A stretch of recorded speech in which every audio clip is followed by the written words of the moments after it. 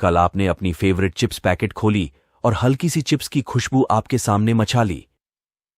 आपने कभी सोचा है कि चिप्स का ये इतना बड़ा बिजनेस कैसे शुरू हुआ?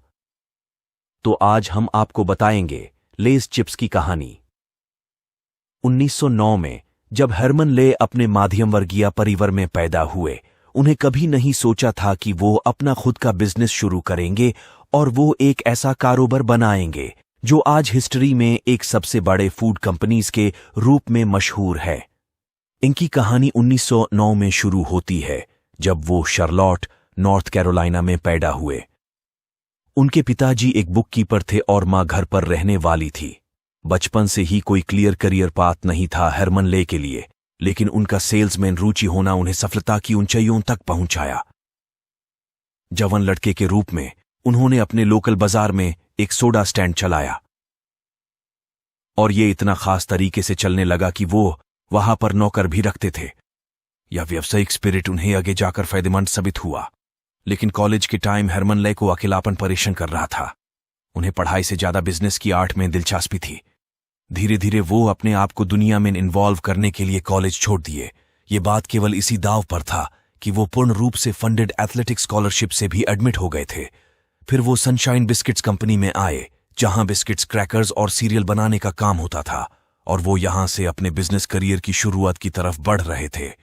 लेकिन फिर 1958 में ग्रेट डिप्रेशन आई, जिसके कारण देश भर में 24% नौकरियों पर प्रभाव पहुंचा और आधी आय को भी आधे कर दिया। तब हरमन ले केवल 20 साल के थे और उन्हें एक ही दिन में नौकरी से निकाला गया।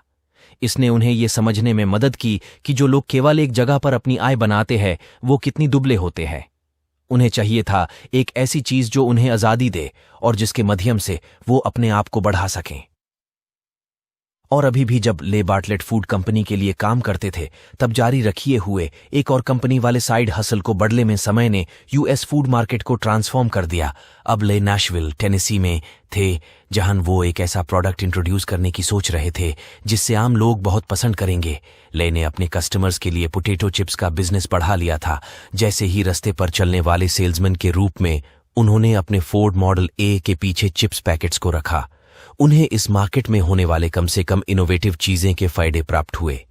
1850 से ही पोटैटो चिप्स मौजूद थे, जब लंबे स्लाइसेस के बके होने वाले पोटैटो इतना बड़ा बदलाव लाने की क्षमता प्राप्त की कि जिससे खाने का एक नया एक्सपीरियंस हुआ, जैसा कि उस टाइम पर बेहतरीन होता था, दिन भर भरी हुई लाल मिर्च बड़े आलू परोसाड़ के साथ। और यह नया प्रकार का आलू सराटोगा चिप के नाम से फेमस हुआ, जहां उसका बनने का दौर था। यह नया प्रकार के पोटैटो चिप्स की खोज ने उतनी लोकप्रियता नहीं प्राप्त की थी, लेकिन इसकी रक्षा करने के लिए 1926 में एक ऐसी तकनीक विकसित की गई जिससे पोटैटो चिप्स के पैकेट्स किसी बाहरी कैरियर में बैंड करके रखे जा सके और वो भी खुशकी रह सके। एक बाहरी स्नैक्स बनने की क्षमता प्राप्त हुई। हरमन ले ने इस इनोवेशन को अपने लिए थाम लिया और पोटैटो चिप्स के लिए बड़े बाजार में बहुत बड़ा पोटेंशियल देखा। उस टाइम पर बैरेट फूड कंपनी ने ले को बड़े चिप्स बेचने की अनुमति दी और ये चिप्स कई दिनों तक बेफिक्र कीमत के साथ फ्रेश और टेस्टी बने रहे। ट्रैवलिंग सेल्समैन के रूप में चिप्स डिलीवर करते हुए की थी। उन्होंने एक $2000 कर्ज को ग्लोबल एम्पायर में बदल दिया, जो दोबारा मर्ज कर नामित हो गया और पेप्सिको का महत्वपूर्ण हिस्सा बन गया, जहां उन्होंने अपनी मौत तक कार्यनिर्वाहक परिषद में सदस्यता निभाई। कर्ज निपटाने के बाद उन्होंने प्रायोजित्व करना शुरू किया और ले स्कॉलरशिप स्थापित की, जिससे वह आशा कर रहे थे कि उन्होंने एक अन्य उद्यमी युवा मन की मदद करेंगे अगला धमाका बनाने में। ले को खाद्य, जिन्होंने अमेरिका का निर्माण किया है, कि खाद्य में एक चालाक समझें जाने के लिए परंपरा जारी है और उनका विरासत लगभग हर सुपरमार्केट और कन्वीनियंस स्टोर में जीवित है।